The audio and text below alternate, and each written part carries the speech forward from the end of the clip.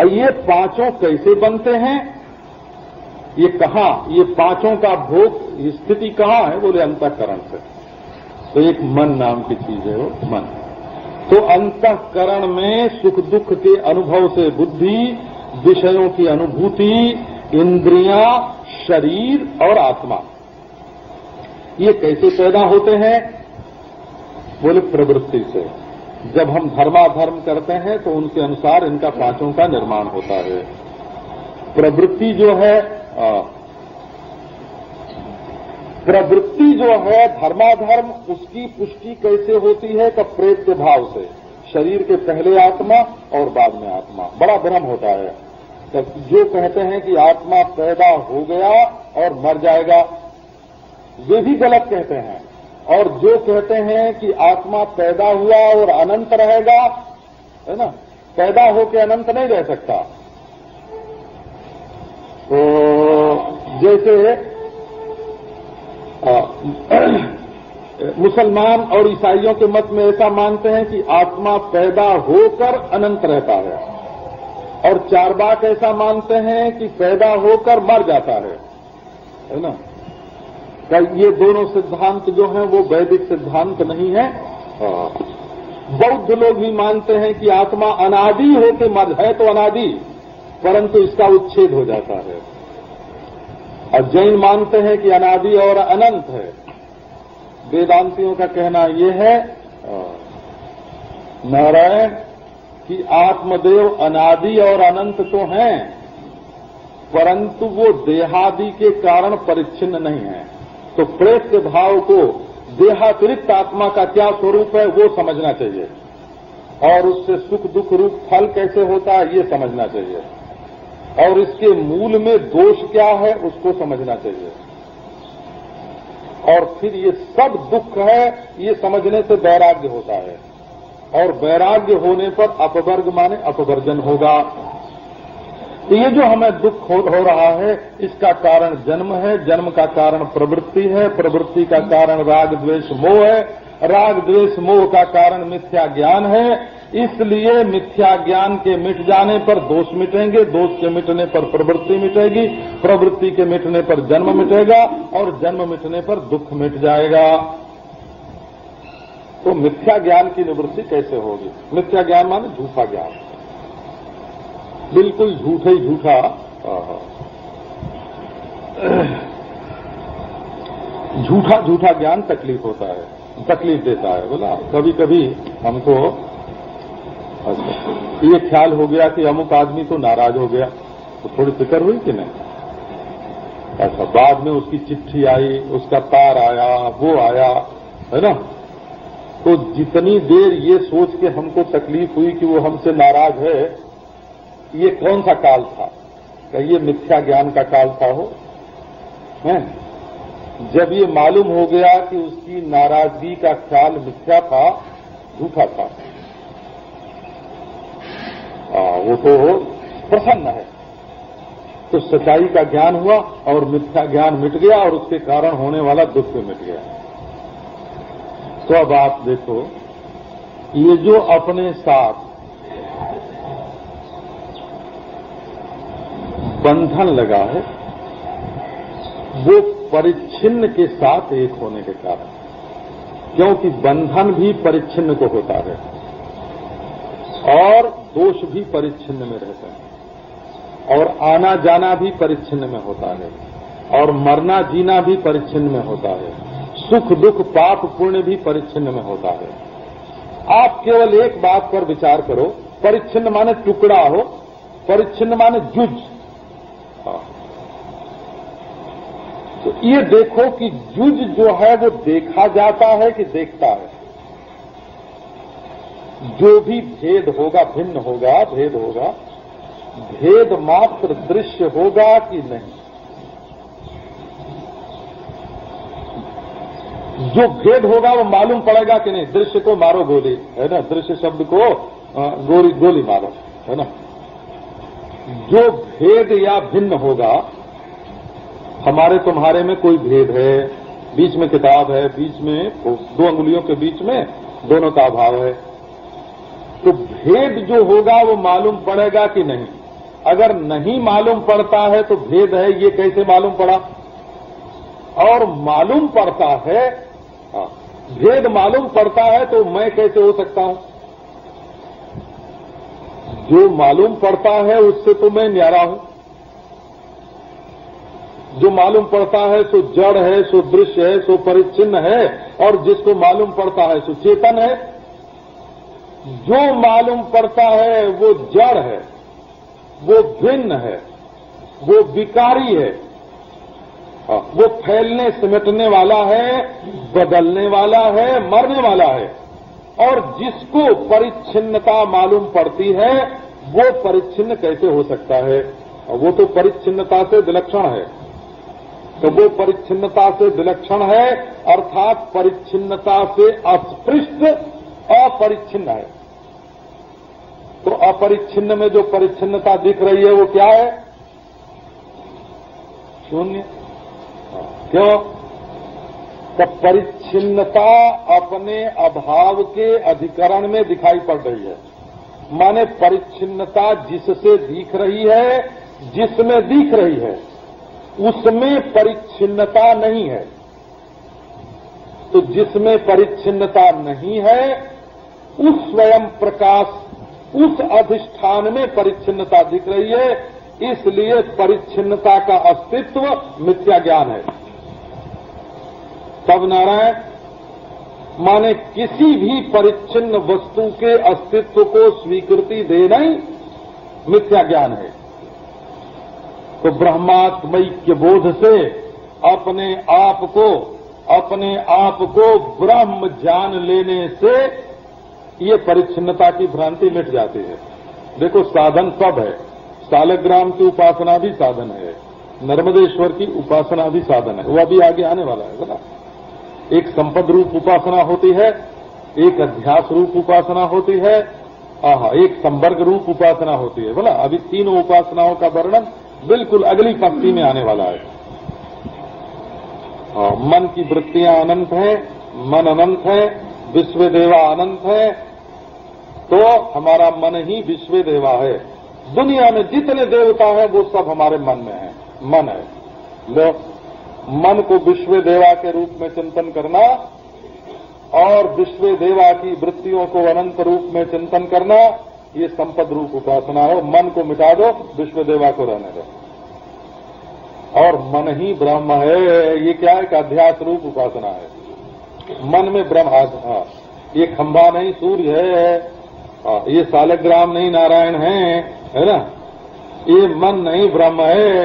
ऐसी उपासना नहीं है ब्रह्म की। कब देखो ये मिट्टी क्या है? कब एक वायु है, गति है। कब पानी क्या है? कब वायु है, गति है। कई अग्नि क्या है? कब एक वायु है, गति है।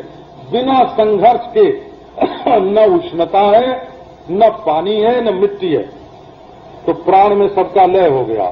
सुषुप्ति में बाघ आदि इंद्रियां प्राण में लीन हो जाती हैं, और प्रलय में मिट्टी पानी आग आदि जो है वो वायु में लीन हो जाते हैं। तो इसलिए जिसमें सब लीन हो जाता है वो आत्मा और ब्रह्म एक है। इसको जानने का फल ये है यहाँ यों भी वाह वाह है, यहाँ यों भी वाह वाह है। ब्रह्म के अतिरिक्त दूसरी कोई चीज नहीं है। जिनको बिना गुफा में गए ब्रह्म की प्राप्ति नहीं होती। कुछ लोग ऐसे हैं, कुछ लोग ऐसे हैं जिनको मंदिर में गए बिना ब्रह्म की प्राप्ति नहीं होती। कोई लोग ऐसे हैं जिनको यज्ञ किए बिना ब्रह्म की प्राप्ति नहीं होती। कुछ लोग ऐसे हैं जिनको स्वर्ग गए बिना ब्रह्म की प्राप्ति नहीं होती। कुछ लोग ऐसे हैं जिनको वैकुंठ गए बिना ब्रह्म की प्राप्ति नहीं होती। कुछ लोग ऐसे हैं जिनको समाधि गुहा में प्रवेश किए बिना ब्रह्म की प्राप्ति नहीं होती। ये वेदांत ज्ञान ऐसा है कि यज्ञशाला में प्रवेश किए बिना तुम अपने घर में भी ब्रह्म हो बोला, मंदिर में गए बिना खेत में भी, दुकान में भी ब्रह्म हो बोला। ये वेदांत ऐसा है कि योग की गुफा में प्रवेश किए बिना भीड़ भाड़ विक्षेप में भी तुम ब्रह्म हो। ये वेदांत ऐसा है कि वैकुंठ स्वर्ग में गए बिना तो तुम जैसे हो वैसे ही ब्रह्म हो, जो हो सो ही ब्रह्म हो। इस प्रकार परम स्वातंत्र्य, परम स्वच्छंदता देने वाला ये जो ब्रह्म ज्ञान है महाराज, ये ब्रह्मैकत्व विज्ञान है। विज्ञान, विज्ञान माने आत्मा की एक साइंस है, बोला आत्मा का एक ज्ञान है। इसमें न तो हाथ से उठा के कुछ देना है, न तो यज्ञ जागादि रूप से कुछ क्रिया करना है ना। ये कर्म रूप ब्रह्म ज्ञान नहीं है, द्रव्य रूप ब्रह्म ज्ञान नहीं है। न अपने को कुछ मानते रहना है, न अपने को कुछ जानना है, कहीं जाना है, न अपने को कुछ होना है। योग में होना होता है, उपासना में है ना, जाना भी होता है, होना भी होता है। धर्म में जाना होता है, विषय विशेष मिलता है। लेकिन ये वेदांत ऐसा है, इसमें न तो स्वर्गादि रूप कुछ पाना है, अप्सरा अमृत कुछ पाना नहीं है, इसमें धन दौलत कुछ पाना नहीं है, न तो इसमें कुछ पाना है, न कहीं जाना है, न कुछ होना है ना।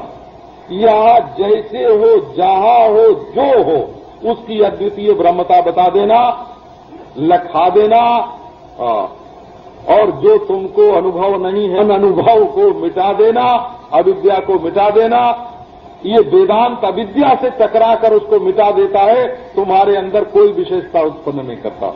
ये वेदांत विद्या है। नारायण ओ जरा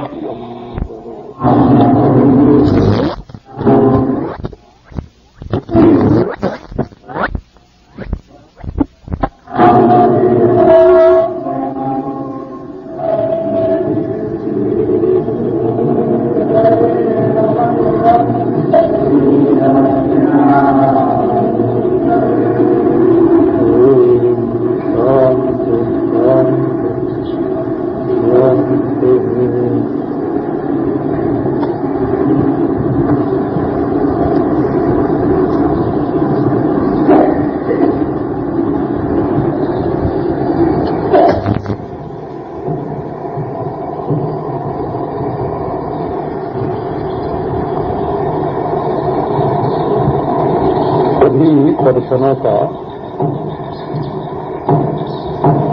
सिद्धांत तो एक ही है। इस तत्व ज्ञान से माने असलियत की जानकारी, इस तत्व ज्ञान से माने असलियत की जानकारी से, तत्व ज्ञान माने असलियत की जानकारी। तो तत्व ज्ञान से मिथ्या ज्ञान की निवृत्ति होती है। माने जो हमको विपरीत ज्ञान हो गया है, झूठा ज्ञान हो गया है, जो चीज जैसी नहीं है उसको वैसी हमने मान रखा है, अभ्यास है, भ्रांति है, उसकी निवृत्ति हो जाती है। और बस अज्ञान निवृत्त हुआ और मोक्ष ही मोक्ष है, दूसरी तो कोई चीज है ही नहीं। प्राय वैसे से दोनों समान तंत्र हैं, मिथ्या ज्ञान की निवृत्ति से ही मोक्ष मानते हैं, और मिथ्या ज्ञान की निवृत्ति तत्व ज्ञान से होती है। तो सांख्य और योग दोनों समान तंत्र हैं, वो भी यही मानते हैं कि पुरुष ख्याति जहां हुई, अपने स्वरूप का ज्ञान हुआ और संसार संबंध टूट गया। तो पूर्व मीमांसा का भी यही सिद्धांत है कि प्रपंच के साथ जो संबंध है उसका विलय ही मोक्ष है। वेदांत दर्शन का तो सिद्धांत ही है। सभी शैव शाक्य वैष्णव ये बात मानते हैं कि अंत में तत्व ज्ञान होकर के ही अज्ञान की निवृत्ति होगी।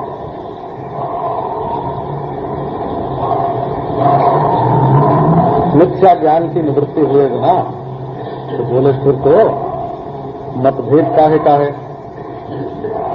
तो मतभेद ये है कि अद्वैत वेदांत का ये कहना है कि ब्रह्म और आत्मा की एकता के विज्ञान से ही मिथ्या ज्ञान की निवृत्ति होती है। अद्वितीय आत्मविज्ञान, हमारा जो आत्मा है ये अद्वैत है। ये भी आपको बताएं, सबसे बड़ा दुर्भाग्य जो मनुष्य के जीवन में इस समय है, वो कहां से आया इससे कोई मतलब नहीं, कब आया इससे भी कोई मतलब नहीं। तो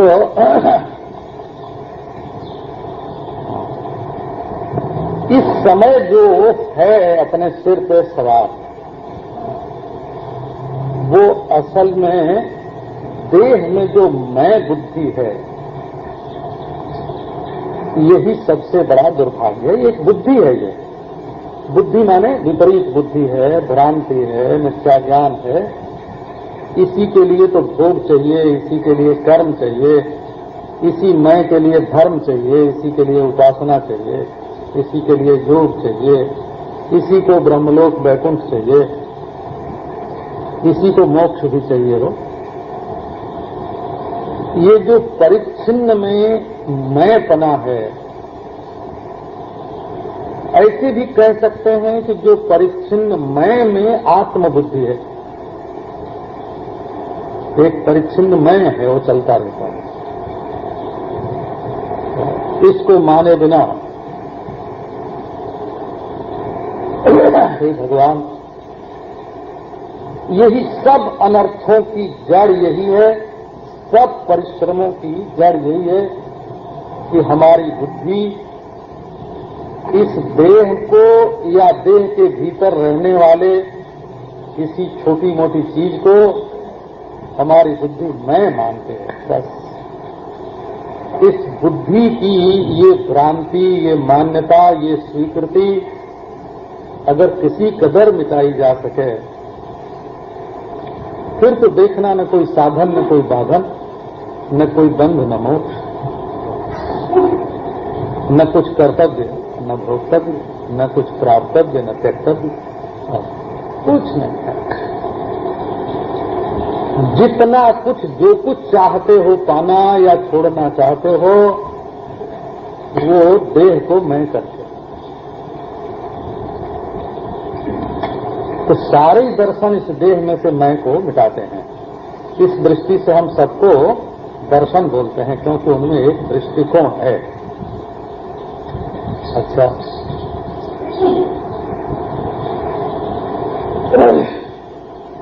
आपको ये शायद मालूम हो कि न मालूम हो कि न्याय वैशेषिक जो जीवात्मा का स्वरूप मानते हैं, वो सर्वज्ञ मानते हैं। वो जितना ज्ञान होता है, जितना ज्ञान होता है, वो मैंने कल ही जो आत्मा, शरीर, इंद्रिय, विषय 12 प्रमेय पदार्थ बताए थे ना, उसमें पहला ही प्रमेय जो है आत्मा, उसको सर्वज्ञ माना हुआ है। लो, ये न्याय दर्शन स्वयं आत्मा को सर्वज्ञ मानता है। ये तो जब देह के घेरे में आ जाता है, आप देखो योग दर्शन, सांख्य दर्शन आत्मा को विभू मानते हैं। क्या आश्चर्य है? तो अच्छा, अब एक दूसरी बात सुनो, ये भी बड़ी आश्चर्य की बात है कि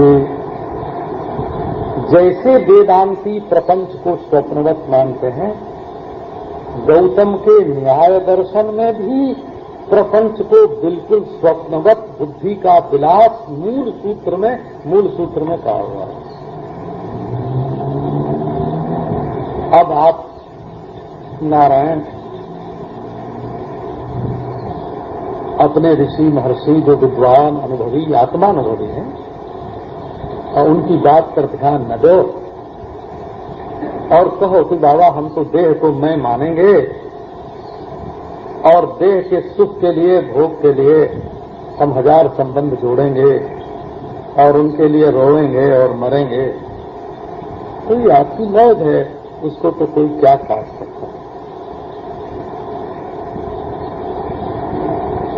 तो अब कहते हैं कि अच्छा जी, ये बात हम मान लेते हैं कि तत्व ज्ञान से मिथ्या ज्ञान की निवृत्ति और मिथ्या ज्ञान में भी ये भी मान लेते हैं कि ब्रह्मात्मैकत्व विज्ञान से ही मुक्ति। परंतु ये जो ब्रह्म और आत्मा की एकता का विज्ञान है, ये संपद रूप है, अध्यास रूप है, अथवा संवर्गोपासना रूप है, अथवा संस्कार रूप है। तो अभी कल कुरुक्षेत्र विश्वविद्यालय के एक विद्वान ने लेख लिखा है, डॉक्टर सत्यव्रत शास्त्री, पीएचडी तो ही हैं, व्याकरणाचार्य। तो उसने लिखा है कि क्या आश्चर्य है वेदांतों में कि ज्ञाता पुरुष ये ब्रह्म को जानता है और जानने वाला मुक्त हो जाता है। तमेव विदित्वाति मृत्युमेति नान्य पंथा विद्यते नाय। कोई जाने दूसरे को और जानने वाला खुद कुछ दूसरा हो जाए, ये कैसे है? सोहन मोहन को जाने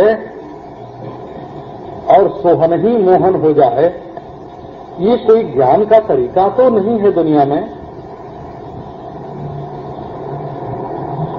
तो यदि सोहन मोहन ही न होता तो मोहन को जानने के बाद सोहन मोहन न हो जाता। तो तमेव विदित्वाति मृत्युमेति, यदि ये ज्ञाता स्वयं अमृत स्वरूप न होता तो अमृत स्वरूप परमात्मा को जानने के बाद ये स्वयं अमृत स्वरूप न हो जाता। इसलिए अपने आप को जानना और अपने आप को अद्वितीय ब्रह्म के रूप में जानना बड़ी विलक्षण बात है। ये प्रकृति और पुरुष का सिद्धांत है ना, सांख्य में आप लोग सुनते हैं, एक प्रकृति है एक पुरुष है, और ये दुनिया प्रकृति का खेल है और पुरुष जो है वो साक्षी दृष्टा है, आत्मा केवल है। पर सांख्य सिद्धांत में 4 प्रकार के तत्व मानते हैं, एक कारण, एक कार्य और एक कार्य कारण का मिश्रण उभयात्मक और एक दृष्टा साक्षी। तो कारण प्रकृति है और महत्तत्व अहंकार आदि जो है वो कार्य कारण दोनों हैं। प्रकृति के कार्य हैं और पंचभूत के कारण हैं, और पंचभूत केवल कार्य हैं, और आत्मा जो है वो दृष्टा साक्षी है। 4 तरह हो गए ना। अब देखो उसमें खास एक मुद्दा है, एक अहम चीज है वो उसमें।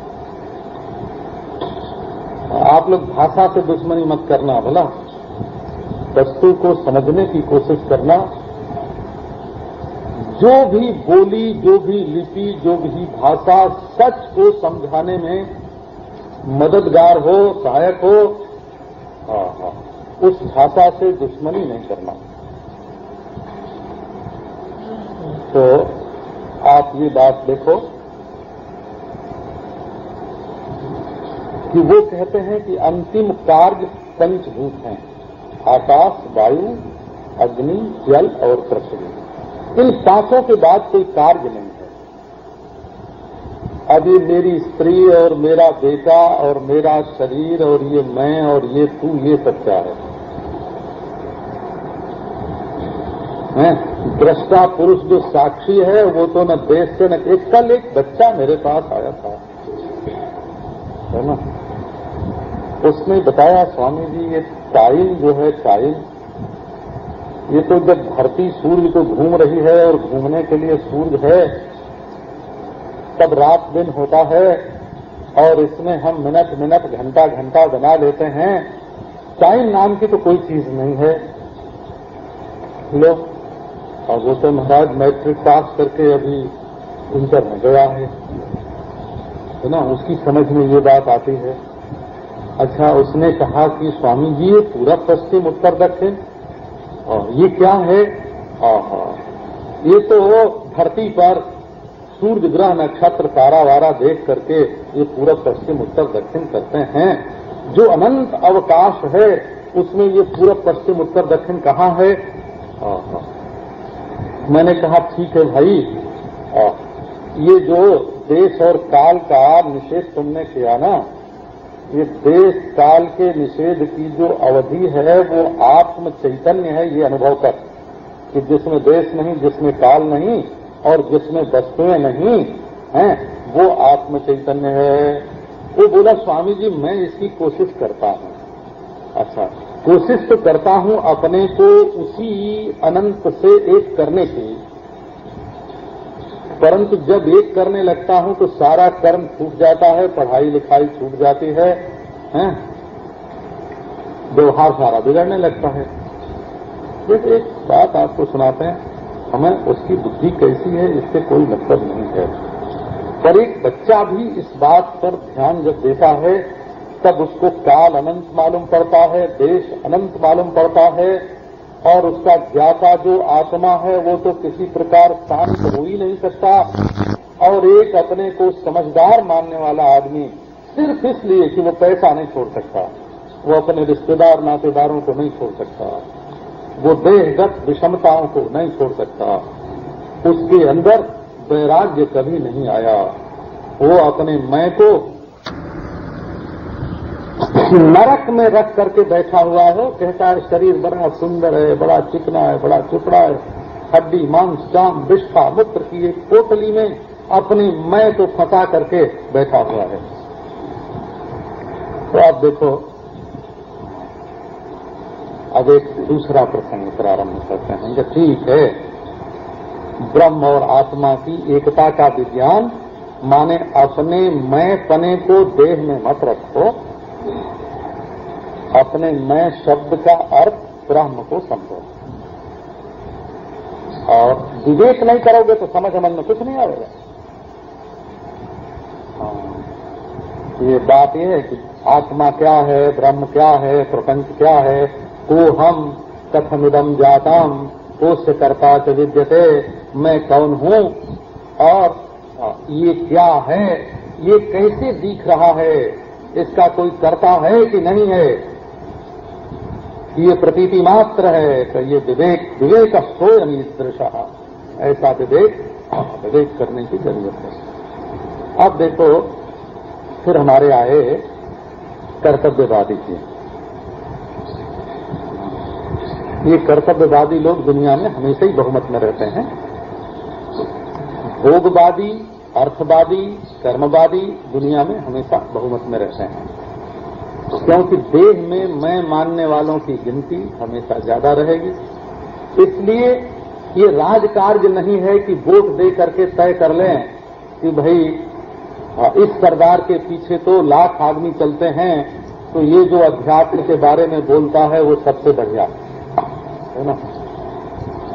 लाख अज्ञानी किसी के पीछे चलते हों तो इससे वो कोई महाज्ञानी नहीं हो जाता। वोट लेकर के अध्यात्म ज्ञान का निश्चय नहीं होता। अब आ गए भोगवादी, हमको भोग मिलता रहे, कर्म मिलता रहे, धन द्रव्यवादी। तो बोले कि देखो जी ये ठीक है अपने को ब्रह्म कहना, परंतु ये ब्रह्म कहने का अर्थ ये है कि जैसे उपनिषदों में उपासनाएं आती हैं उसी प्रकार एक ये उपासना है। तो उपासनाओं की परंपरा जरा छूट गई है, बोला हम आपको सुनाएंगे, क्योंकि लोग संप्रदाय शब्द से तो चिढ़ते हैं।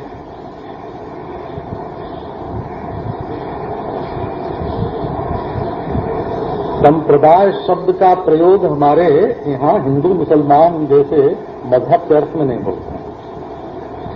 सम माने सम्यक बढ़िया, प्र माने प्रकृष्ट और दाय माने हक उत्तराधिकार हो।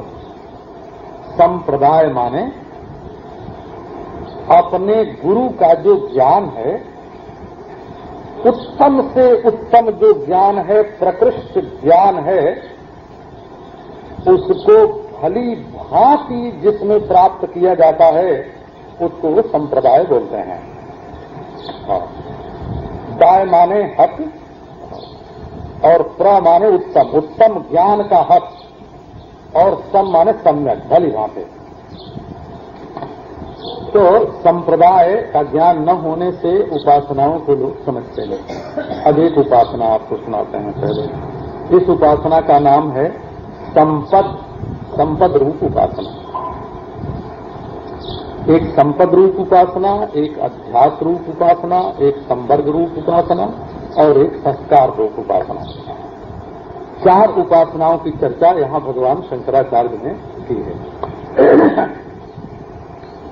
तो बोले कि आत्मा ब्रह्म है, ठीक है, आत्मा ब्रह्म है, पर ये बात कैसी है कि ये उपासना करने के लिए ही है कि अब मैं तो छूटता नहीं है परिच्छिन्न में से। तो कर्तव्यवादी जी ने कहा कि ठीक, ये जान करके कि आत्मा ब्रह्म है आप इसकी उपासना करिए।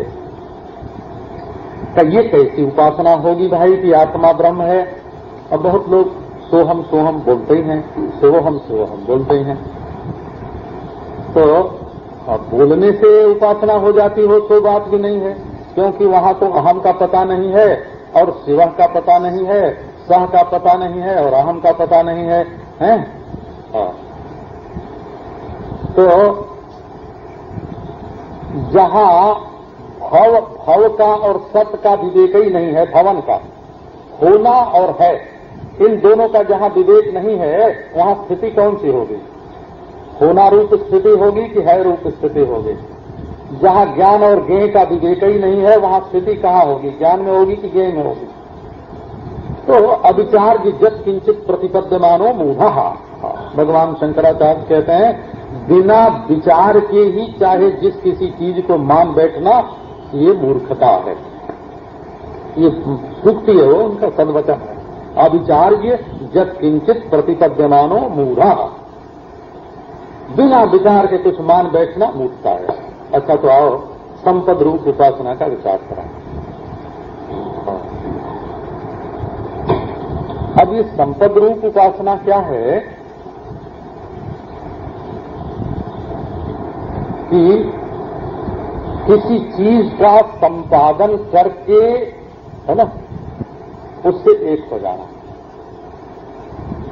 तो बताया अनंतम वै मनो अनंता विश्वे देवाः अनंतमेव स तेन लोकम जयति। ये बृहदारण्य उपनिषद में इसको संपद उपासना बोलते हैं। तो देखो विश्व देवा अनंत है, जहां देखोगे देवा देवता। आप जानते हैं पीपल के पत्ते पत्ते में देवता है, पत्रे पत्रे देवाना, तो बात नहीं है। जैसे मिट्टी देवता, पृथ्वी देवता है, पृथ्वी देवता, वातो देवता, हवा देवता है, पृथ्वी देवता है, आपो देवता, जल देवता है, सूर्यो देवता, अग्निर देवता, ये सब क्या है कि देवता।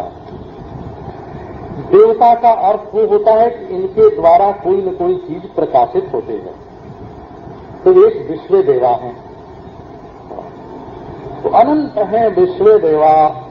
आपके ध्यान में ये बात शायद आवे ना आवे, है ना। जब पृथ्वी देवता है तब पृथ्वी का कण कण देवता है, जब जल देवता है तो जल की बूंद बूंद देवता है, और जब अग्नि देवता है तो उसकी चिंगारी चिंगारी देवता है। एक दीपक से सहस्र सहस्र समान शक्तिक दीपक जो है प्रकट हो सकते हैं।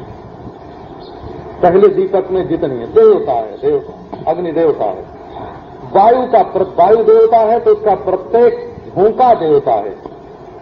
इसका अर्थ क्या हुआ? देखो, विश्व देवा का मतलब है सारी सृष्टि देवमयी है। इसमें तुम्हारी स्त्री और तुम्हारा पति और तुम्हारा पुत्र और तुम्हारा मकान, ये सब सोचने की जरूरत नहीं है। मैं और मेरा, ये सब सोचने की जरूरत नहीं है। देवता ही रे देवता, बस अच्छा तो देवता का ध्यान करें कि नहीं, ये बात बता रहे हैं दूसरी चीज। अभी पहले इसको समझो। फिर बोले कि ये विश्व देवा अनंत हैं। कोई गिन सकता है कि पृथ्वी के कितने का हैं, जल की है ना कितनी विप्रुत, कितनी पुहियां हैं, आग की कितनी चिंगारियां हो सकती हैं, हवा के कितने झोंके हो सकते हैं, और कितने कुहासे हो सकते हैं और कितने तारे हो सकते हैं, कोई गिन सकता है? सब देवता हैं। अच्छा, तो ये तो फैले हुए देवता हैं।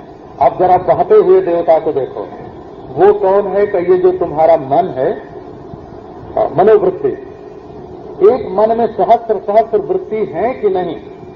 अच्छा, तो मन देवता है। क्यों देवता है? तब मन भी तो दूसरी चीजों को प्रकाशित करता है। ये स्त्री है, ये पुरुष है, ये खंबा है, ये मकान है, इनको मन प्रकाशित करता है कि नहीं? तो जैसे सूर्य, अग्नि, वायु, जल, पृथ्वी जैसे प्रकाशक होने से देवता हैं, वैसे तुम्हारा मन भी देवता है। बोला? अच्छा, तो बोले कि जैसे अनंत विश्व देवा वैसे अनंत मनोवृत्तियां। मनोवृत्ति और विश्व देवता में अनंतता का साम्य है।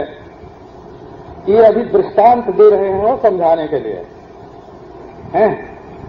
अच्छा, तब ऐसा चिंतन करो कि विश्व देवई विश्व देवा है। जैसे पृथ्वी के कण कण में, जल के बूंद बूंद में, अग्नि के चिंगारी चिंगारी में,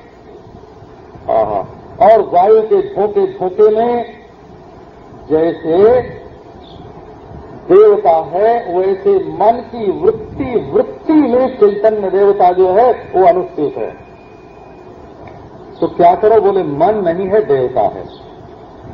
विश्व देवा देवता। इससे क्या होगा कि मन के स्वरूप का हो जाएगा तिरस्कार और रह जाएगा विश्व देवा। अच्छा, अब वहां इस उपासना का फल क्या बताया कि क्योंकि विश्व देवा अनंत हैं और क्योंकि अनंत वृत्ति वाला मन भी अनंत है, इसलिए जब दोनों की एकता होगी, मन जब विश्व देवा से एक हो जाएगा तो अनंत लोक पर विजय हो जाएगी। अनंत लोक पर विजय हो जाएगी माने जहां मन है, जैसे मन है ना, वैसे ही परमानंद स्वरूप है। सब मन ही तो है, मन के सिवाय और कुछ नहीं है, मन का सर्वात्म भाव हो जाएगा। अब ये देखो, ये हुआ दृष्टांत। अब लो दार्ष्टान्त। दार्ष्टान्त की उपासना ही क्या है? उसको तत्व ज्ञान नहीं समझ देना। बोला क्या? बोले ये जीव जो है ना, ये भी चेतन है। व्यष्टि रूप से जो जीव एक शरीर में जीव चैतन्य भाग रहा है, जागृत का प्रकाशक, स्वप्न का प्रकाशक, सुषुप्ति का प्रकाशक, सर्वावस्था का प्रकाशक, सर्व अंतर्बहि का प्रकाशक, सर्व वस्तु का प्रकाशक जो ये चैतन्य है, ये अनंत है। और आत्म और ब्रह्म चैतन्य भी अनंत है। तो असल में जीव में जो जीव भी अनंत चैतन्य, अनंत पदार्थों का प्रकाशक, और ब्रह्म चैतन्य भी अनंत अनंत पदार्थों का प्रकाशक। तो जीव चैतन्य का, चैतन्य में जो जीवत्व है उसका तिरस्कार कर दो, तुम ब्रह्म चैतन्य हो। ऐसी स्थिति में बैठ जाओ। ये क्या है? बोले उपासना है। इसका नाम संपद उपासना है। जीव के जीवत्व का तिरस्कार करके ब्रह्म की अनंतता में उसको मिला देना, ये एक उपासना है। इसको संपद उपासना करते हैं। वो जीव को ब्रह्म से मिलाकर फिर ब्रह्म का चिंतन, संपाद्य, जीवम ब्रह्मत्वेन संपाद्य ब्रह्म चिंतनम, ये संपद उपासना है। ये नारायण, आप अकेले बृहदारण्यक को उपनिषद सारी घोप लो, चाहे रख जाओ चाहे पढ़ जाओ, समझ में नहीं आवेगी। अच्छा, अब दूसरी उपासना में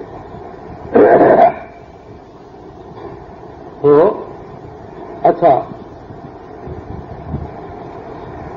बोले, अब एक दृष्टांत लो। तो सामने सालग्राम है। हम बुद्धि करते हैं कि ये चतुर्भुज नारायण, साक्षात नारायण बैठे। तो सालग्राम तो निमित्त है और नारायणाकार बुद्धि जो है ना नैमित्तिक है। तो उसमें लाभ क्या है कि तुम्हारी बुद्धि तो कभी स्त्री आकार होती है। आप देख लो, किसी स्त्री से प्रेम हो, आंख बंद करके देखो, आपके कलेजे में वो खड़ी खड़ी दिखेगी, हो हंसती हुई दिखेगी और बोलती हुई दिखेगी।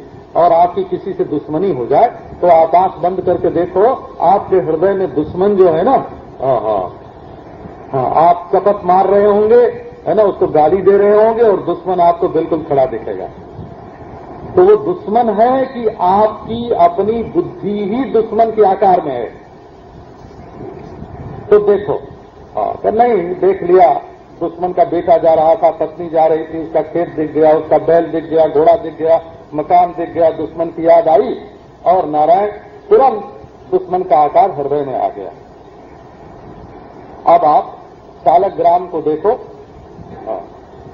और नारायण की याद करो और आपका अंतःकरण चतुर, ये प्रतीकोपासना इसको बोलते हैं। वेदांत में, ब्रह्मसूत्र में भी नाम प्रतीकालंबन है। प्रतीकालंबन ये असल में अपनी बुद्धि बनाने के लिए बाह्यालंबन है। जैसे आप बाहर मूर्ति गढ़ने के लिए एक हाथ में चाकी और एक हाथ में हथौड़ी लेके उसको गढ़ते हो, ऐसे बुद्धि गढ़ने के लिए क्या करना चाहिए? तब बुद्धि गढ़ने के लिए हंसिया हथौड़ा काम नहीं देगा, बुद्धि गढ़ने के लिए चाकी हथौड़ा काम नहीं देगा, है ना।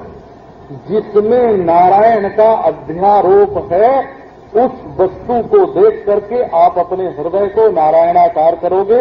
इसका नाम होता है प्रतीकोपासना। अब लोग उपनिषद की भाषा में अब इसको बोलते हैं, बोले इसका नाम अध्यास है। ये अध्यास उपासना है। वो अध्यास क्या है? अध्यास तो बड़ी बुरी चीज है। रोज वेदांती लोग उसको काटते रहते हैं कि अध्यास को काटो, अध्यास को काटो।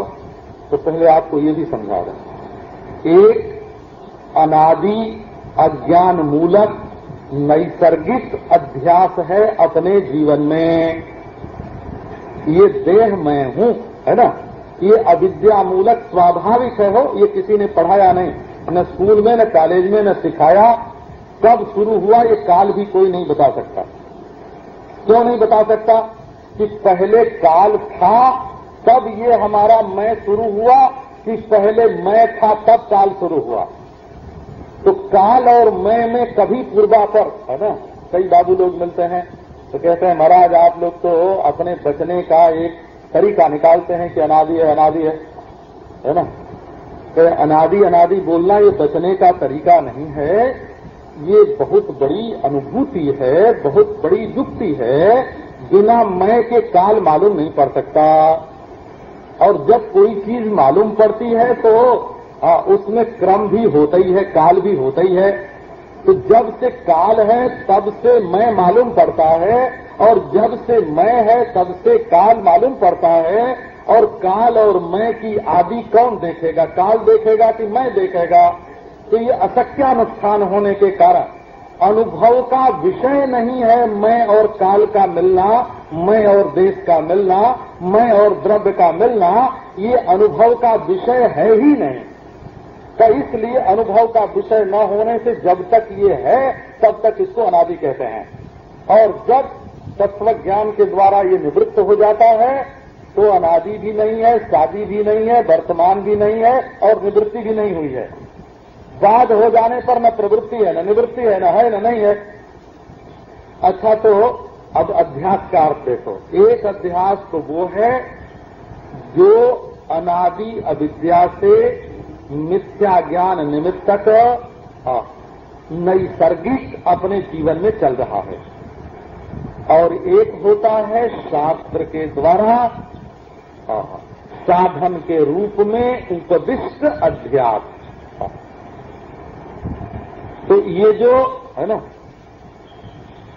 नारायण तो ये जो नारायण सालग्राम में जो नारायण बुद्धि है ना, वो प्रत्यक्ष दिखता है पत्थर का एक टुकड़ा गंडकी नदी में। आनंदी भवती आनंदात देव खलविमानी भूतानी जायन्ते। या जप तत् का प्रयोग भी तिप्पिरी ने ही किया, और आनंदात देव खलविमानी भूतानी जायन्ते, उस जप तत् का अर्थ आनंद है, ये बात भी तिप्पिरी ने ही बताई। फिर बोले, किसी ने कहा कि महाराज बताओ ब्रह्म क्या है? तो महात्मा को ज्यादा बोलना तो पसंद नहीं है, लेकिन जब बहुत सिद्ध किया तो उन्होंने कह दिया कि ब्रह्म कुच्छम प्रतिष्ठा। क्या ब्रह्म ब्रह्म बोलते हो? मेरी पूछ का नाम ब्रह्म है ना। पक्ष करके वर्णन किया हो, वहां तैत्तिरीय उपनिषद यजुर्वेदीय है ना, इसलिए उन्होंने अन्नमय, प्राणमय, आनंदमय, इन 5 कोशों का वर्णन किया तित्तरी जी ने, और मनोमय कोश में यजुर्वेद का वर्णन किया हो, और यजुर्वेद को सिर बताया। यजुर्वै सिराः यजुरेव सिराः, यजुर्वेद सिर है। और नारायण और सब आनंद, मोद, प्रमोद आदि जितनी वृत्तियां हैं आनंदमय कोश में, विज्ञानमय कोश में, सबको अपना शरीर बताया। साफ ये बात तैत्तिरीय उपनिषद में कही गई कि मैं जो तीतर तुमको दिख रहा हूं, तीतर 2 पांव का, एक चोंच वाला और पूंछ वाला और पंख वाला, ये जो चिड़िया मैं तुमको दिख रहा हूं, मैं चिड़िया नहीं हूं। भले हमारे 2 पांव हैं तो रहने दो धरती पर, और 2 पांख से हम दाहिनी बाईं से उड़ते हैं तो उड़ने दो, है ना। और हमारे सिर है तो रहने दो, है ना। ये है सब ब्रह्म ही बाबा। हमारी पूंछ जब ब्रह्म है, पंचकोशावशेष तो और सब ब्रह्म है, ये कहने की तो जरूरत ही कहा। ये महाराज तित्तरी जी ने वो ब्रह्म का प्रतिपादन किया। करे वो मनुष्य, तू भी देख ले, 2 पांव तेरे हैं, 2 हाथ पक्ष की तरह तेरे हैं, तेरे भी सिर है। ऋग्वेद, यजुर्वेद, अथर्व, साम, कोई न कोई तेरा भी सिर है। ये सब तो पंचकोश के अंतर्गत हैं। मनोमय कोश में वेद को बता देना बड़ी भारी बात है तैत्तिरीय उपनिषद की। वैसे नारायण वेद को मनोमय कोश के अंतर्गत बता देना, ये तैत्तिरीय उपनिषद की बड़ी भारी बात है, कोई मामूली बात नहीं है। तो नारायण वो तित्तरी महाराज बोलते हैं, क्या बोलते हैं? आनंदम ब्रह्मणो विद्वान न विभेति गुदश्चना। जो ब्रह्म के आनंद को जान जाता है, विद्वान माने जो विद, ज्ञानवान, जो ब्रह्म के आनंद का ज्ञानवान है, आनंदम विद्वान भवति, जो आनंद को जान लेता है, वो न विभेति कुतश्चन, उसको किसी से भय नहीं होता। अब आप इस पर कई बात विचारणीय हैं हो इस मंत्र में। एक तो ब्राह्मण षष्ठी करके ब्रह्म का आनंद तो मालूम पड़ता है कि ब्रह्म एक और चीज है और उसका आनंद एक और चीज है। पहले ही भेद की उपस्थिति हो गई, है ना। जैसे राज्य पुरुष करते हैं तो राजा अलग चीज है और उसका आदमी अलग चीज है। तो बोले भाई ये तो एक ब्रह्म है और एक ब्रह्म संबंधी आनंद है। आनंदम ब्रह्मणो विद्वान, एक ब्रह्म और एक उसका आनंद, और एक विद्वान उसको जानने वाला। हे भगवान, 3 अपने आप ही 3 निकल आए। तो बोले कि नहीं, थोड़ा इस पर विचार करो। वेद में इस ढंग से बहुत विचार मिलता है। खास करके ऋग्वेद में भी और यजुर्वेद में। तव बा अग्ने अहमस्मि, हे अग्निदेव तुम हमारे हो।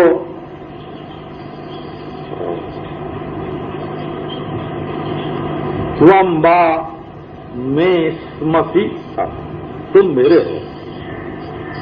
अग्निदेव माने अग्नि अंतर्यामी परमात्मा। मैं परमात्मा का हूं और परमात्मा मेरा है। तो बड़ा मधुर संबंध हुआ भाई। लेकिन महाराज वेद में ही ऐसा वर्णन आता है, त्वंबा भगवो अहमस्मि। हे भगवान, मैं तुम हूं और तुम मैं हो। अच्छा, आपका प्रेमी ऐसे बोले कि तुम मेरे हो और मैं तुम्हारा हूं, तो इसमें तुमको ज्यादा मजा आएगा कि अजी हम दोनों एक हैं और ये शरीर ही हम दोनों के दो हैं। मेरा तेरा नहीं है, मैं तू एक है, शरीर ही दो दिखाई पड़ते हैं। देखो प्रेम का प्रकाश कहाँ ज्यादा होता है ना? मेरा तू तेरा मैं में उतना प्रेम का प्रकाश नहीं है, और जितना प्रकाश मैं तू एक है।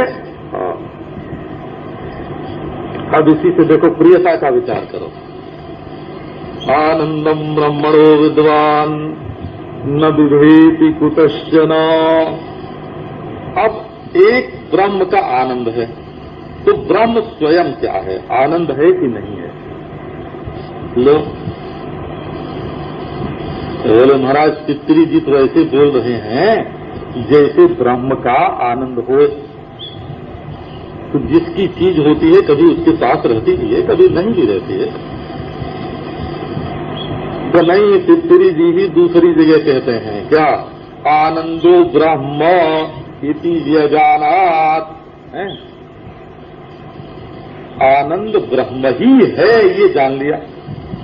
तो वहां कहा गया कि आनंद ही ब्रह्म है, और यहाँ कहते हैं ब्रह्म का आनंद है। तीसरी जगह बोलते हैं रसो वैसा, वो रस ही है, वो भी तैत्तिरीय उपनिषद ही है। वो आनंदो ब्रह्म इति व्यजानात्। आनंदो ब्रह्म आनंदम ब्रह्मणो विद्वान, ये भी तैत्तिरीय उपनिषद है।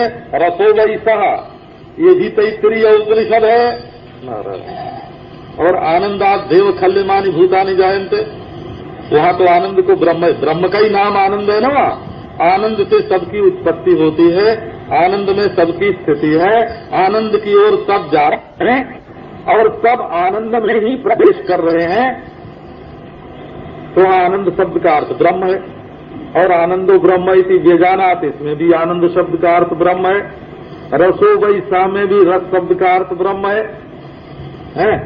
आनंदो ब्रह्म में भी आनंद शब्द का अर्थ ब्रह्म है। सामानाधिकरण है बिल्कुल। तब यहाँ आनंदम ब्रह्मणो विद्वान में संबंध क्या? केवल उपनिषद है ना। अच्छा, अब एक और बात पर आपका ध्यान खींचते हैं। तैत्तिरीय उपनिषद में ही अब एक उपनिषद का प्रसंग आ गया, उसी को ले लेते हैं। तैत्तिरीय उपनिषद में आनंद की गणना की गई है। वो मनुष्य का आनंद है, गंधर्व का आनंद है ना, पितरों का आनंद है, देवताओं का आनंद है,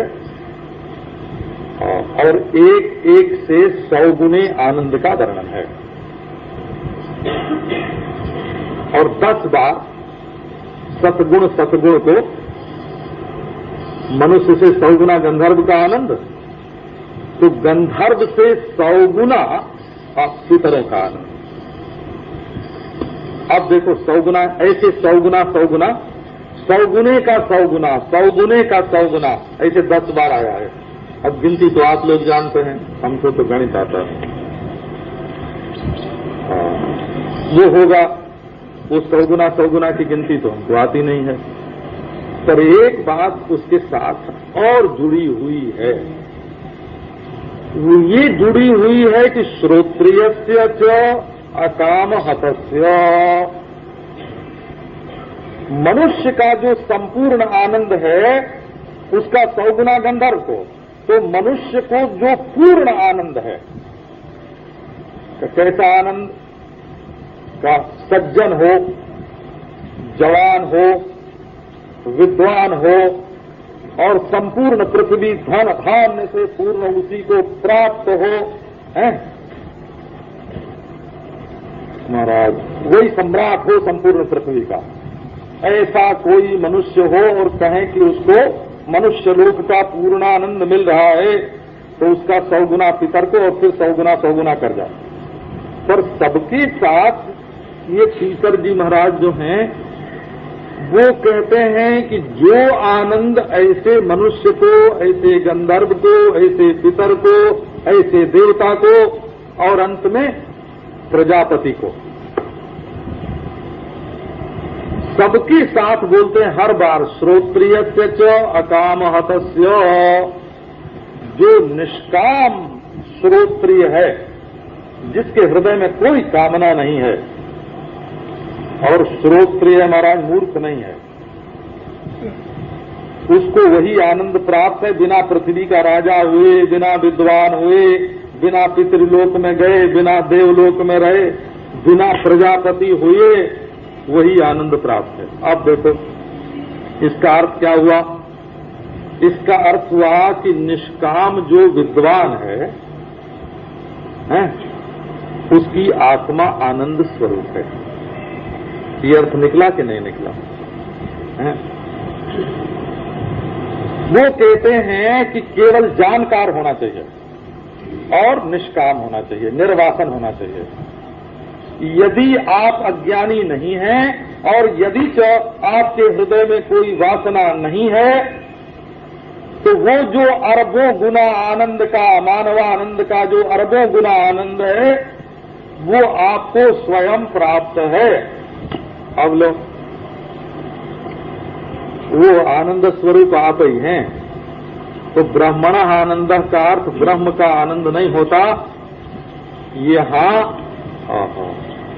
ये षष्ठी जो है वो विकल्प मात्र है, अभेद में ही षष्ठी है। कैसे? कि जैसे राहु सिरा, राहु का सिर, तो राहु और सिर दोनों अलग अलग नहीं होते, जो राहु है तो सिर है। पुरुषस्य चैतन्यम, पुरुष की चेतनता, ये विकल्प है, वो जो पुरुष है वही चेतन है। हाँ, ब्राह्मणस्य शरीरम, ब्राह्मण है, ब्राह्मण कुमारस्य शरीरम, तो जो ब्राह्मण कुमार है वही शरीर है, जो शरीर है वो ब्राह्मण कुमार है। तो यहाँ अभेद में ही षष्ठी है। नारायण क्या माने? षष्ठी केवल विकल्प मात्र है, ब्रह्म परमानंद स्वरूप है। इसका अर्थ है ब्रह्म परमानंद स्वरूप है। अब ये बात बताते हैं कि यदि इस ब्रह्म को तुम जान लो, आनंद स्वरूप ब्रह्म को और ब्रह्म स्वरूप आनंद को यदि तुम जान लो, तो होगा क्या? बोले तुम निर्भय हो जाओगे। हे भगवान, मनुष्य के जीवन में जितने दोष दुर्गुण हैं वो सब भय से ही आते हैं। वो ये सेठ लोग ज्यादा अपने बैंक में, तिजोरी में, आसन के नीचे ज्यादा क्यों रखते हैं? इस भय के कारण। इनको ये डर रहता है कि शायद हमारा लड़का गरीब हो जाए, बाद में कमाई न हो जाए, हम बुढ़े हो जाएं तो हमारा कोई साथ न दे, हैं? ये हिंसा, दूसरे के प्रति हिंसा, भय आत्मगामी है और हिंसा परगामिनी है। इनके स्वरूप को समझो, है ना? हिंसा से हम दूसरे को दुख पहुंचाते हैं और भय से अपने को दुख पहुंचाते हैं। डरेंगे तो हमको दुख, जिससे हम डरेंगे उसको दुख थोड़ी होगा, जो डरेगा उसको दुख होगा। तो डर जिसके अंतःकरण में होता है उसको दुख देता है, और उस डर से जब वो बौखलाता है, उसकी चिंगारी उड़ती है ना, तब वो दूसरे को जलाता है, दूसरे को दुख देता है। दूसरे को दुख देने वाला स्वस्थ नहीं है वो। किसी के कपड़े में लगी आग, जो आंच लगी तो उसने फाड़ फाड़ के कपड़ा जो फेंकना शुरू किया, तो ये ख्याल नहीं किया कि कहाँ पड़ेगा, है ना। और उसके घर में ढेर की ढेर रुई रखी हुई थी, अपने शरीर पर से जलता हुआ कपड़ा फाड़ के फेंका और रुई पर डाल दिया, रुई जल गई, घर जल गया, दूसरे के घर में आग लग गई। ये क्या हुआ? अपने मरने का जो भय था ना, उस भय के कारण ये जो दूसरे को गाली देता है वो डरा हुआ आदमी है, वो बहादुर नहीं है। जो दूसरे के ऊपर आक्रमण करता है वो भयभीत है। तो भय रहता है अपने आश्रय में, और हिंसा दूसरे को विषय करती है। विषय प्रधान हिंसा है और आश्रय प्रधान भय है। अब देखो कि आनंद जान तो लिया ब्रह्मानंद को और हम हो गए निर्भय। क्यों हुए निर्भय? भला ब्रह्म निर्भय हुए, हमने ब्रह्म को आनंद स्वरूप जाना, तो ब्रह्म जी महाराज निर्भय हो जाए, हम काहे को निर्भय हैं? बोले कि देखो, आनंद स्वरूप ब्रह्म को जानना माने अपने को ही आनंद स्वरूप ब्रह्म जानना। जैसे आपको सुनाया कि भय आत्मगामी है ना, अपने में रहता है, और हिंसा जो है वो उसकी चिंगारी है। ऐसे ही महाराज ये प्रियता जो है ये अपनी ओर रहती है प्रियता। गुरु भी काहे को प्यारा होता है? तो उससे आशा है कि ज्ञान करा देगा, परमानंद मिला देगा, ईश्वर मिला देगा, हमको मुक्ति जुक्ति कुछ दे देगा। बोला इसको का हमको, और निराश हो जाए महाराज तो बस खत्म। प्रियता हमेशा ही आत्मगामी होती है। प्रिय कौन है? का आनंद ही प्रिय होता है, बोला। और आनंद अगर अपना आत्मा परमानंद न होता तो आत्मा प्रिय भी न होता। तो आत्मा परमानंद स्वरूप है वो, परमानंद स्वरूप तू नहीं तो मैं दुख लेस, तू परमानंद स्वरूप है, तेरे अंदर दुख का लेस नहीं है। पर न जानने के कारण ये अपने में अभाव दिखता है ना। देखो, एक पुरुष समझता है कि स्त्री में जो सुख है वो मुझ पुरुष में नहीं है, और एक स्त्री समझती है कि पुरुष में जो सुख है वो मुझ स्त्री में नहीं है। दोनों जब अपने में अभाव का अनुभव करते हैं तो एक दूसरे के लिए व्याकुल होते हैं। तो जो मिर्च मसाले मिठाई में जो सुख है वो हमारी जीभ में नहीं है ना। लो, तो मिर्च मसाले से सुख लूट लूट के ले आवेंगे, जीभ में देंगे, और जीभ जो है वो हमारे पास पहुंचावेगी। तो ये जो अपने में अभाव का, आजकल की भाषा में बोला जाता है कि ये जो अपने में अभाव का बोध है, और प्राचीन भाषा में इसको ऐसे नहीं बोला जाता। कहते हैं ये जो अपने में अभाव की भ्रांति है।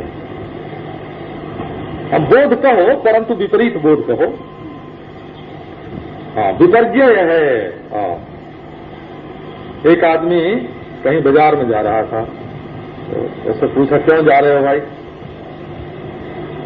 तो जा रहे हैं अमुक से मिलने के लिए। तो बोला अमुक से मिलने के लिए क्यों जा रहे हो? तो उससे 5 रुपए लेना है। तो बोला 5 रुपया लेके क्या करोगे? तो एक आदमी का हमारे ऊपर कर्जा है, उसको चुकाना है। तो भला कर्जा चुकाने से क्या फायदा है? बोले हमारे मन पर जो बोझ है कर्ज का उसको उतारना है। तो भला मन पर जो बोझ है उसको उतारने से क्या फायदा है? बोले हमको सुख मिलेगा। लो, हे भगवान, तो हमको सुख मिलेगा, हमारे ऊपर जो बोझ है वो उतर जाए। अब ये वेदांत आपको ये बताता है कि हमको क्या तू ढूंढे बंदे, मुझको क्या तू ढूंढे बंदे, मैं तो तेरे पास में। वेदांत बताता है कि जिस सुख को तुम स्त्री में मानकर, पैसे में मानकर, मकान में मानकर, छोटी छोटी मरने जरने वाली चीजों में मानकर, सेठ की सेवा में मानकर, राजा की नौकरी में मानकर, पराधीनता में मानते हो जिस सुख को, विषय भोग में मानते हो जिस सुख को, धन में मानते हो जिस सुख को, स्वर्ग में और परलोक में मानते हो जिस सुख को, अन्य में मानते हो जिस सुख को, वो सुख अन्य में नहीं है, वो तुम्हारे अंदर है, बोला वो तुम्हारा स्वरूप है। तो जब तुम ये जानोगे कि परमानंद तो ब्रह्म है और ब्रह्म हमारी आत्मा है, तब क्या हुआ? तदभिन्नाभिन्न से तदभिन्न नियमा। ब्रह्म से अभिन्न आनंद है और मैं ब्रह्म से अभिन्न हूं। मुझसे अभिन्न ब्रह्म है, समझो, मुझसे अभिन्न ब्रह्म है, ब्रह्म से अभिन्न आनंद है। तब मुझसे अभिन्न आनंद है, ये बात निकल आई कि नहीं? मुझसे अभिन्न ब्रह्म, ब्रह्म से अभिन्न आनंद, अर्थात मुझसे अभिन्न आनंद, मैं स्वयं परमानंद स्वरूप। का भय क्या है? कुछ आवे कुछ जाए, कुछ रहे कुछ न रहे। हे भगवान, हम आपको बंबई की बात सुनाते हैं। ऐसे लोग 6 से 8 बरस से मेरे पास आते हैं, जो रोज आके कोई न कोई अपना दुख सुनाते हैं। जब आते हैं तब दुख ही सुनाते हैं। हम उनसे पूछते हैं कि देखो भाई, कह देते हैं कभी कभी अपना, है ना, जानते हैं कि कहने से आना बंद नहीं करेगा, अपना है ना, तो बोल भी देते हैं। बोले देखो भाई, 8 बरस हो गया ईश्वर की शिकायत करते, ईश्वर ने हमको ये नहीं दिया, ईश्वर ने हमको ये नहीं दिया, ईश्वर ने हमको ये नहीं दिया। 8 बरस हो गया तुमको शिकायत करते, और रोज तुमको सोने के लिए पलंग मिलता है, खाने के लिए रोटी मिलती है, बच्चे का ब्याह हो जाता है, कपड़े मिलते हैं पहनने के लिए, और तुम्हारा शरीर स्वस्थ है। और 8 बरस गुजर गया और तुम्हारी आदत जो पड़ गई ईश्वर की शिकायत करने की, कि ईश्वर ने हमको ये नहीं दिया, ये नहीं दिया, वो तुम्हारी छूटती नहीं है। तो असल में शिकायत करने की भी आदत ही पड़ जाती है वो। फिर आदमी लोग, है ना, उस पर विश्वास नहीं करते हैं। बचपन में हमने एक कहानी पढ़ी थी, बचपन की किताब में। एक आदमी खलिहान में सोता था, तो रात को चिल्लाता था, भेड़िया आया भेड़िया। संस्कृत में जो सुब्रिक बोलते हैं ना, बघेरा, भेड़िया आया आया। तो गांव के लोग लाठी वाठी लेके दौड़ते थे, अब वहां जाए तो कुछ नहीं। तो 10 दिन 20 दिन तक तो उसके चिल्लाने पर लोग आते रहे कि भेड़िया आया। जब वो रोज चिल्लाने लगा तो लोग बोले कि बाबा, ये तो ऐसे ही चिल्लाता है। तो एक दिन सच्चा भेड़िया आ गया। अब उस दिन भी चिल्लाया तो लोगों ने कहा तो रोज चिल्लाता है, नहीं गए हो, नहीं गए। तो भेड़िया उसको पकड़ के ले गया, उठा के ले गया। तो ये जिन लोगों की रोज ईश्वर की शिकायत करने की आदत पड़ जाती है, उनकी शिकायत पर फिर कोई ध्यान नहीं देता है। बोला, ईश्वर की शिकायत भी करनी हो तो कभी कभी करनी चाहिए। बोला, कभी कभी जब, है ना, असह्य वेदना हो तब कर दी। और ये भी एक बात है कि वो ईश्वर को उस समय याद आ जाता है तो वेदना मिट जाती है। तो अब न विभेति कुतश्चन, आखिर तुम डरते किससे हो? क्या तुम्हारा आत्मा मर जाएगा क्या नहीं मरेगा? अब तक कभी मरा है? अच्छा, एक आदमी ये सिद्ध कर दे कि मैं कई बार मर चुका हूं, तो बोले महाराज शास्त्र में लिखा है कि बार बार जन्म होता है, बार बार मरण होता है। तो हम शास्त्र के अनुसार बार बार मर चुके हैं। अरे बाबा, शास्त्र के अनुसार बार बार तुम्हारा देह मर चुका होगा है? अगर तुम ही मर गए होते तो आज बात करने कहां पे आते? तुम आज बात कर रहे हो, इसका अर्थ है अनादिकाल से अब तक तुम मरे नहीं हो, और जब अब तक नहीं मरे तो आगे तुम मर जाओगे, इसका तो कोई ख्याल नहीं है। कितनी बार पैसा आया और कितनी बार गया, कितनी बार जुकाम हुआ और मिट गया, कितनी बार मौत, कितनी बार बुखार आया और चला गया।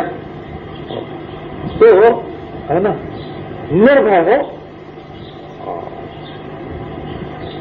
निर्भयता जो है वो जब जान जाएंगे कि ब्रह्मात्मा जो है यही आनंद स्वरूप है, आत्मा ब्रह्म यही आनंद स्वरूप है और दुनिया में किसी से कोई भय नहीं है। अभयम अभय ब्रह्म। देखो न विभेति कुतश्चन में भी यही बात बताई गई कि तुम ब्रह्म हो। तो कैसे बताई गई? ब्रह्म माने ये मत समझना कि जब तुम ब्रह्म हो जाओगे तो शरीर में भोजन नहीं होगा या चलना नहीं होगा। हाँ। हमारे ब्रह्म माने प्रपंच का अपहन्नव नहीं है। शंकराचार्य ने स्वयं ये बात लिखी है कि हमारा जो मिथ्या शब्द है वो अपहन्नव वचन नहीं है, मिटाने के अर्थ में नहीं है। अनिर्वचनीयता वचना, अनिर्वचनीयता का वाचक है। माने ये परब्रह्म परमात्मा से अलग सत्य है, सृष्टि की असत है विचार में। तो बोले कि ब्रह्म की अनंतता में ये सृष्टि डूब जाती है तो इसको अलग से सत्य नहीं बोलेंगे। और जब ब्रह्म पर दृष्टि नहीं होती है तो ये सृष्टि बिल्कुल सच्ची दिखती है तो इसको असत भी नहीं बोल सकते।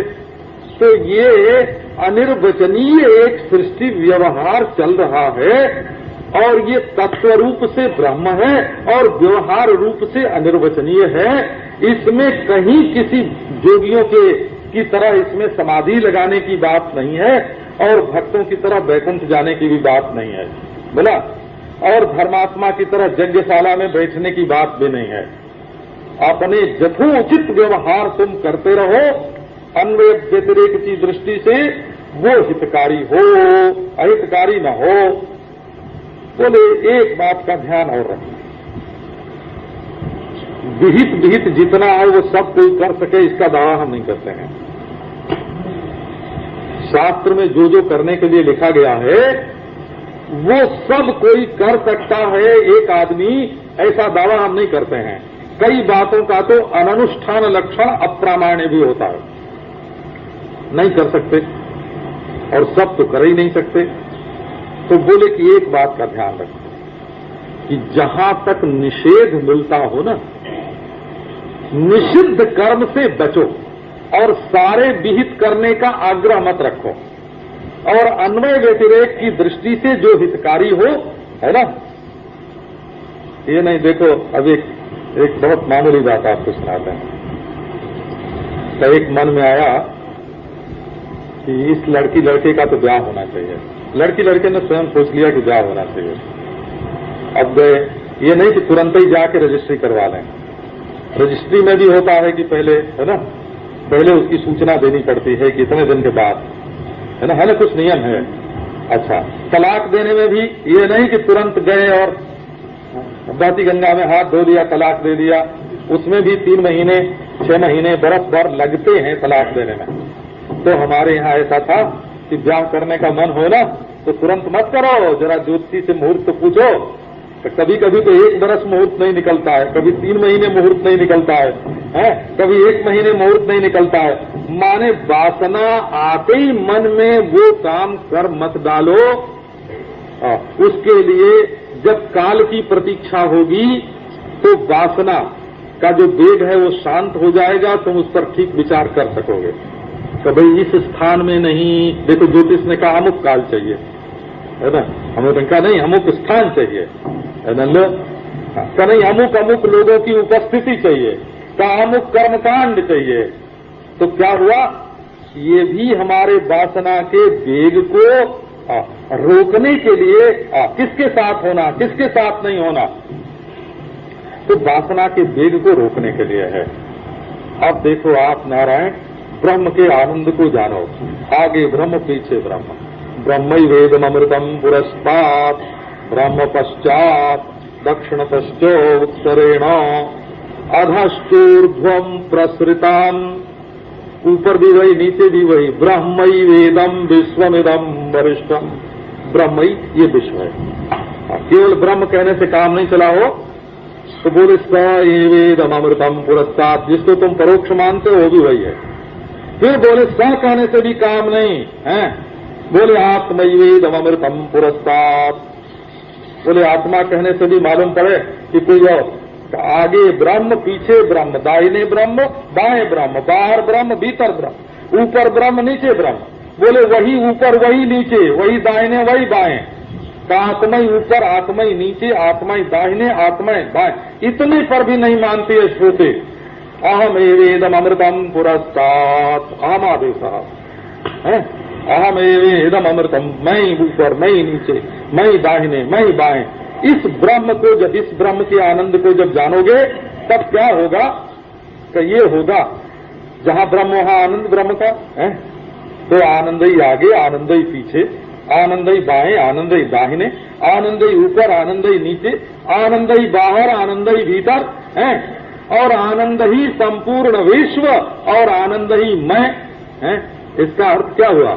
आनंदो ब्रह्म इति व्यजानात्, आनंदम ब्रह्मणो विद्वान। पहचान लिया ब्रह्मानंद को। जब ब्रह्मानंद को पहचान लिया तो न विभेति कुतश्चन, किससे डरोगे? ब्रह्म के सिवाय कोई और होए तब न उससे डरो। ये श्रुति बोलती है। वो अब इस प्रसंग को आपको सुना।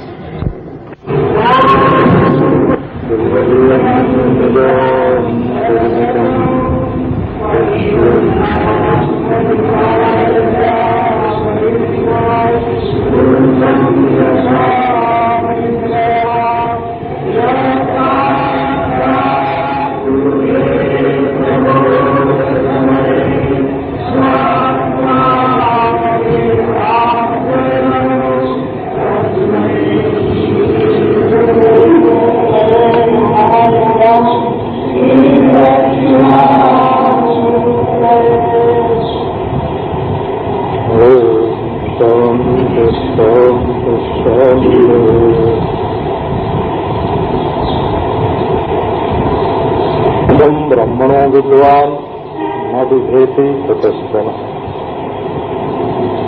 तैत्तिरीय उपनिषद। अभयम वै जनक प्राप्तोति बृहदारण्यक।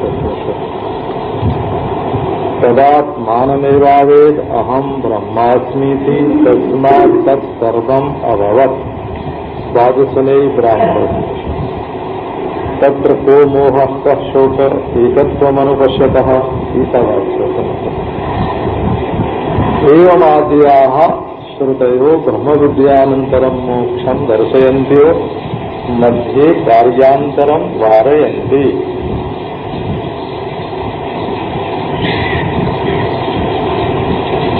इन श्रुतियों का उल्लेख करके आचार्य कहते हैं कि ब्रह्म विद्या प्राप्त हुई और मोक्ष हुआ। ब्रह्म विद्या और मोक्ष के बीच में कोई दूसरा कर्म, दूसरी उपासना, दूसरा ध्यान, दूसरी स्थिति नहीं है। मध्ये कार्यांतरम वारयन्ति। इसके लिए आगे दृष्टांत दिया है। तिष्ठन गायति, जैसे कोई खड़ा होकर गा रहा है तो खड़ा होने में और गाने में बीच में कोई दूसरी क्रिया नहीं।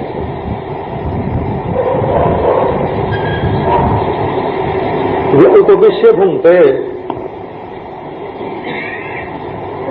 बैठ के खा रहा है, बैठा हुआ खा रहा है, उपविशन भूंगते बैठा हुआ खा रहा है। अच्छा, तो अब आपका ध्यान एक बात पर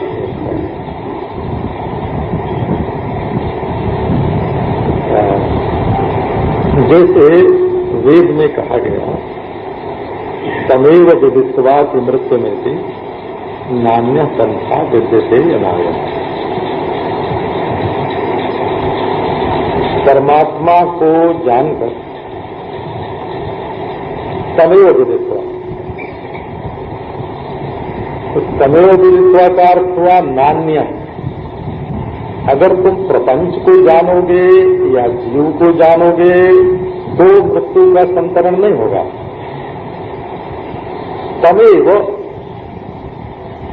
अवधारण है, कर्म उसी को जानकर। एक बात हुई। दूसरा अवधारण क्या हुआ? विदित्वा एव, जान कर ही, दूसरी तरह से नहीं। अच्छा, अति मृत्युम एति, मृत्युम अत्येति, मृत्युम अत्येत्येव, मृत्यु का अतिक्रमण हो ही जाता है। माने एक तो ज्ञान का विषय होना चाहिए परब्रह्म परमात्मा, और दूसरे ज्ञान का ही विषय होना चाहिए, ध्यान उपासना कर्म का नहीं, और तीसरे इसका फल ये है कि मृत्यु का अतिक्रमण हो ही जाता है।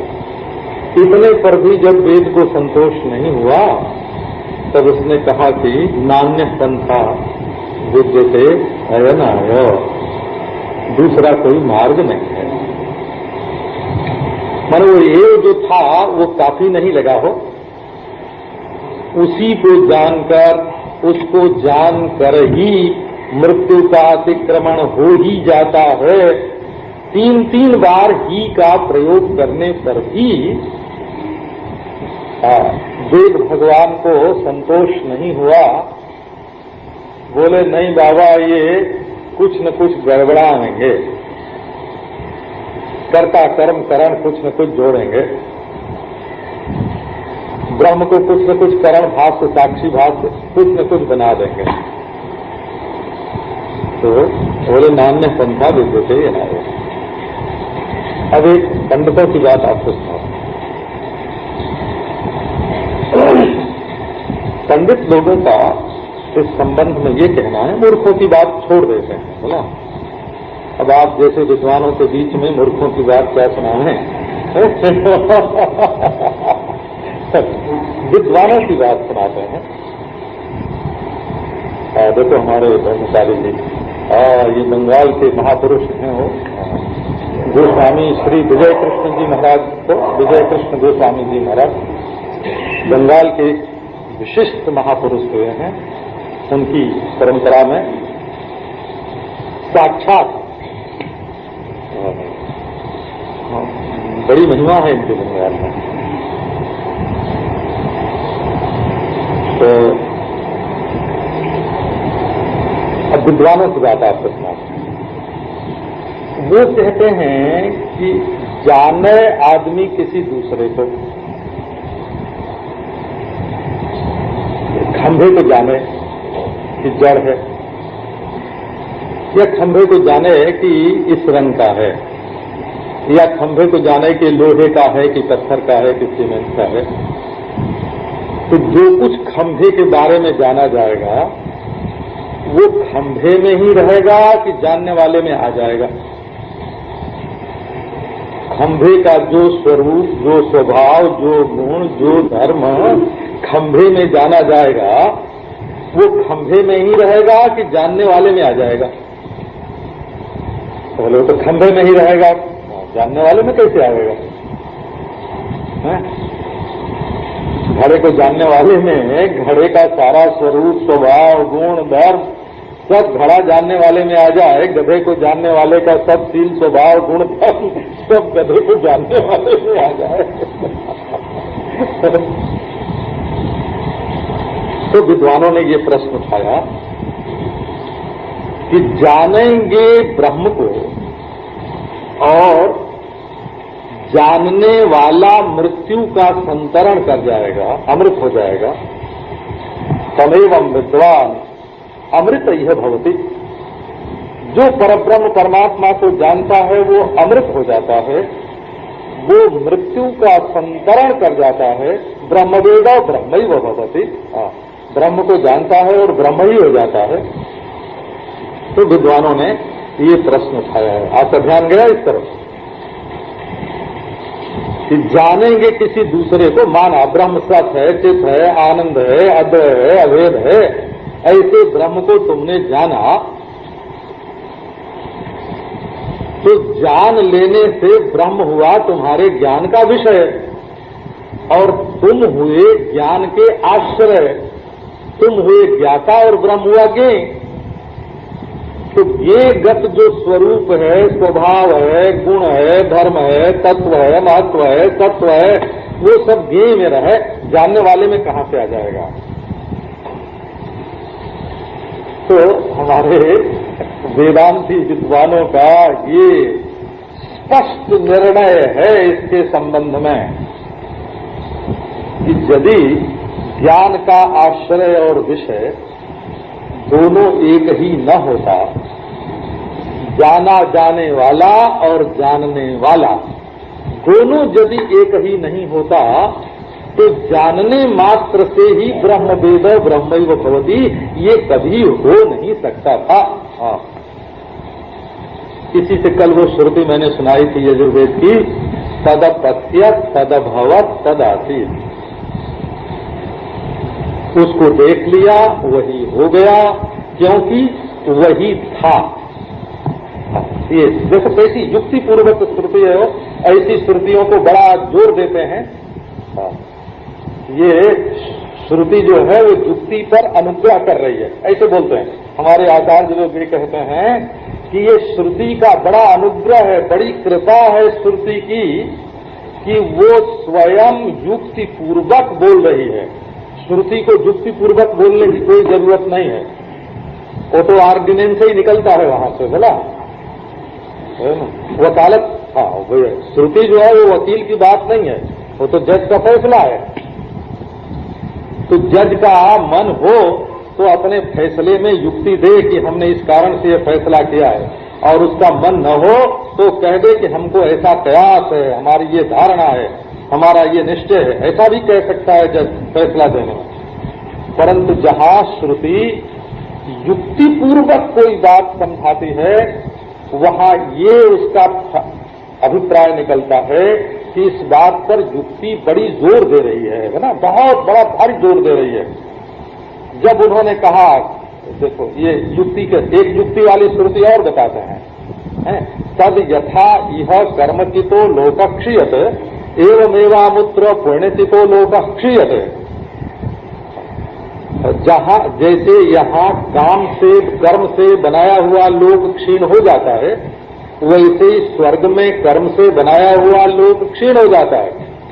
माने इस लोक में कर्म से जो मकान बनेगा, जो होटल बनेगा, जो रसोई पकेगी, जो कुर्ता बनेगा, वो एक दिन जैसे फट जाएगा, वैसे कर्म से परलोक में जो कुछ बनावेंगे वो परलोक में भी कर्म से बनाया हुआ एक दिन छट जाएगा, एक दिन फट जाएगा, एक दिन हट जाएगा, एक दिन कट जाएगा। कर्म से बनाया हुआ परलोक में भी कुछ नहीं रह सकता। आचार्यों ने महाराज इस श्रुति को ऐसा सर्वमान्य रूप से ग्रहण किया, बोले हा, देखो ना श्रुति की कृपा देखो कि निर्बुद्धियों की भी समझ में आ जाए, इसलिए श्रुति युक्ति देकर समझाती है। ये श्रुति युक्ति अनुग्राहक श्रुति है वो। अब तो सब क्या बोलती, अब बोले ये बात तो बहुत बढ़िया। तो आगे बोलती है श्रुति नास्त्यकृता कृतेन, जो स्वयं सिद्ध वस्तु है वो कर्म से नहीं मिलती है। लो, अब ठीक इसके बाद ही है, इस लोक में कर्मचित जो पदार्थ होगा वो नष्ट हो जाएगा, परलोक में भी कर्मचित जो पदार्थ होगा वो नष्ट हो जाएगा। तो बोले ये मुक्ति तो स्वयं सिद्ध है, माने आत्मा का बिल्कुल स्वरूप है। इसलिए महाराज इसको पड़ोसी के घर मांगने जाओगे या कड़ाही में इसको पकाओगे तो ये कढ़ी की तरह बनने वाली नहीं है। न तो ये कर्म का फल है, न तो ध्यान का परिपाक है, और न तो ये उपासना से जन्य है। ये तो आत्मा का स्वतः सिद्ध स्वरूप है। अच्छा, तो बोले कि भाई तो स्वतः सिद्ध स्वरूप पर ये पर्दा काहे का? बोले पर्दा भी कोई नहीं है। ये लो, पर्दा भी कोई नहीं है। तब क्या है? अरे तुम इसको जानते नहीं हो, बस पर्दा है। ये देखो, किसी चीज को न जानना कोई पर्दा थोड़ी होता है? लेकिन ऐसा है महाराज अनिर्वचनीय, न जानना न सत है न असत है। कहें कि असत है ना, न जानना है ही नहीं, तो ढके हुए है अपनी नित्य मुक्ति को, नित्य शुद्ध बुद्ध मुक्त स्वरूप को ढक रहा है, तो है ही नहीं, कैसे बनेगा? बोले कहें कि है तो जानने मात्र से निवृत्त नहीं होगा। तो इसलिए क्या बात हो गई? तो बोले ऐसा एक कुछ